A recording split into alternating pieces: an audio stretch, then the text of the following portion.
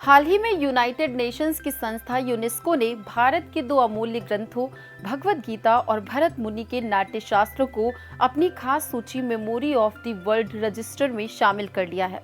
Memory of the world register UNESCO की एक खास पहल है जिसमें दुनिया भर की ऐसी किताबों, पांडुलिपियों और दस्तावेजों को शामिल किया जाता है जो मानवता के लिए बेहद कीमती हैं और जिन्हें आने वाली पीढ़ियों के लिए संभाल कर रखा जाना चाहिए।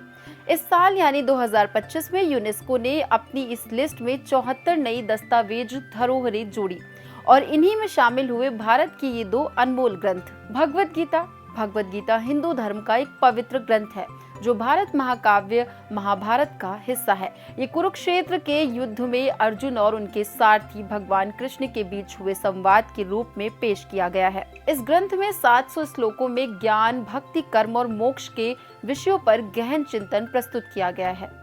और नाट्य शास्त्र भारतीय नाट्य कला, नृत्य और संगीत का एक प्राचीन ग्रंथ है जो संस्कृत में लिखा गया है। इसे भरत मुनि द्वारा रचित माना जाता है और इसमें नाट्य शास्त्र के विभिन्न पहलुओं का विस्तृत वर्णन है, जैसे कि मंच डिजाइन, अभिनय, संगीत, नृत्य, रस और सौंदर्य शास्त्र।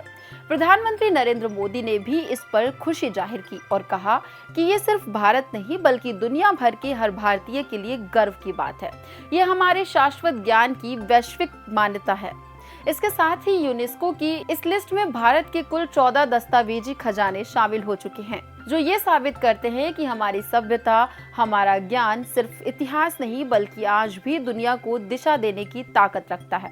तो अगली बार जब आप भगवद गीता पढ़ें या किसी नाटक में अभिनय देखें तो याद रखिएगा, ये सिर्फ परंपरा नहीं, ये वो विश्व धरोहर है जिसे अब दुनिया भी सलाम कर रही है।